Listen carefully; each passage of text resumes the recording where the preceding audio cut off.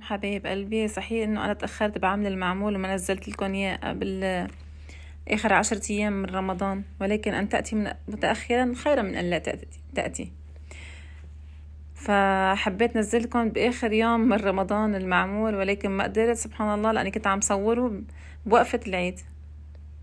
شوفوا معمول غير شكل بإذن الله. حقلكم المقادير بالكوب والمقادير بالعيار بالملي.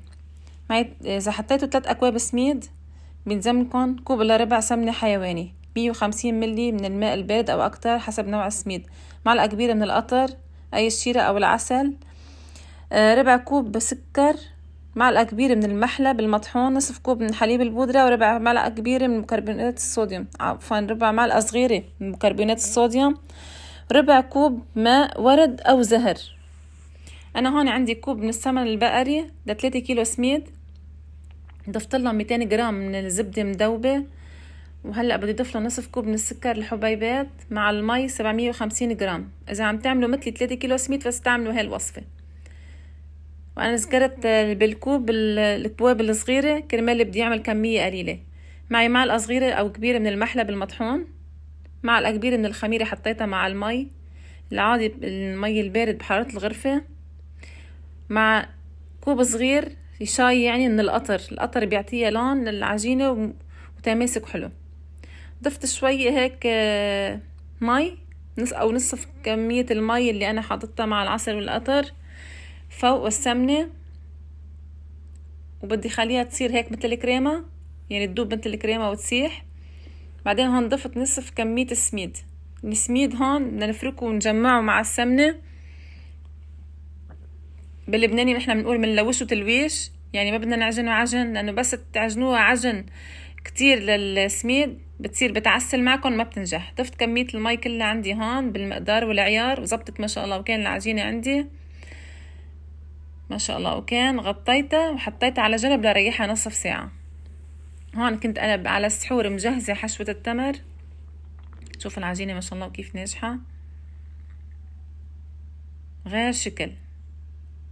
هون عندي الجوز حطيت له مي زهر ومعلقة كبيرة من القرفة ومعلقة كبيرة من السمن البقري، وحط له نصف كوب من القطر. وهون كمان الفستق عندنا نحنا بنحط له مي ورد، انتوا حطوا كمان اللي بتحبوا مي ورد ولا زهر، ولكن انا بحس الفستق بيلبق له الورد والمي زهر للجوز. كمان نفس الشي حطيت له نصف كوب من القطر ومي ورد، كمان فنجان شاي، معلقة كبيرة من السمن البقري او الزبدة. نفس الشي كمان التمر حطيت له معلقة كبيرة من القرفة، وحطيت له مي ورد ومعلقة كبيرة من السمن البقري، وعجنتهم وكورتهم هيك على شكل دوائر اهين لي بالتشكيل لما بكون عم طبع المعمول. اذا بتجهزوا الحشوات وبتجهزوا العجينة بتريحوا على حالكم بالشغل بكتير كتير.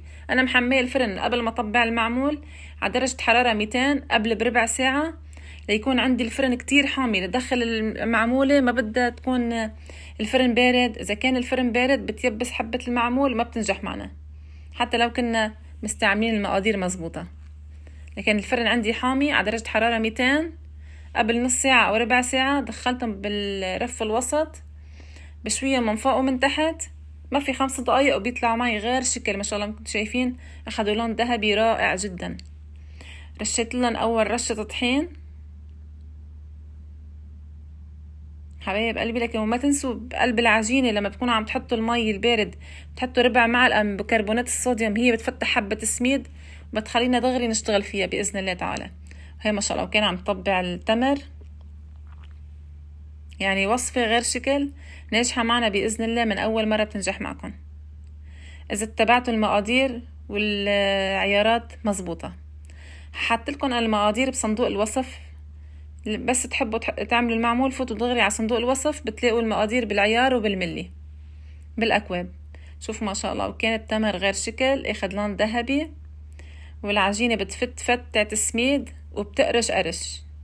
لو ماني صايمة يعني كنت كلت قدامكم قطعة غير شكل. الريحة لف البيت، ريحة السمنة مع ريحة السميد والمعمول، الفاحة والفواحة بالبيت.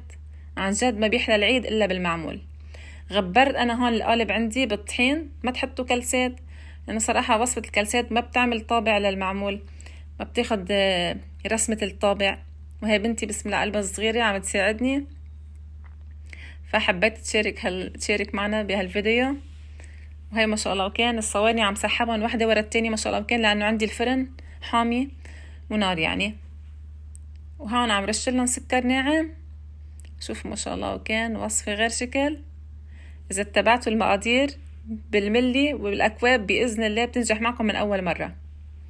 فاللي منه مشترك عندي بالقناة يشترك، واللي منه حاطط لي لايك على الفيديوهات السابقة أو اللي هلا الفيديو اللي نحن عم ننزله فيديو المعمول حتى اللي لايك.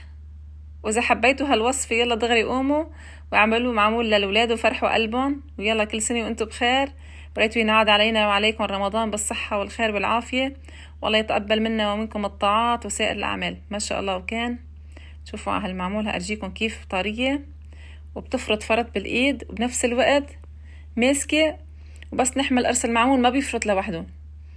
كمية المي مزبوطة، العيارات بالسمنة والسميد مزبوطة بإذن الله. إذا اتبعتوا هالخطوات اللي أنا ذكرتها بالفيديو واللي بدي أكتب لكم إياها بصندوق الوصف بإذن الله المقادير بتنجح معكم أو المعمول بيطلع غير شكل. الولاد يا حرام صايمين وعم يشموا هالروايح مستنيين الإفطار ليدوقوا هالمعمولات. وإذا عم تقولوا ليش سوزي هيك إيديا مصبغين بالأحمر، لأنه صراحة صبغت لبنتي شعرها فصبغ على إيدي، ما كنت متوقعة هيك يصير فيني. فحبايب قلبي وصفتنا خلصت ناجحة 100%، والمعمول غير شكل وخير الله. طلع عندي معمول من 3 كيلو سميد أحسن وأطيب وأوفر ما أشتريه من عند البياع.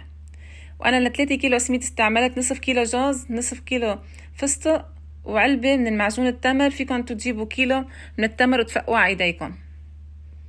حبايب قلبي، لكن السلام عليكم ورحمة الله.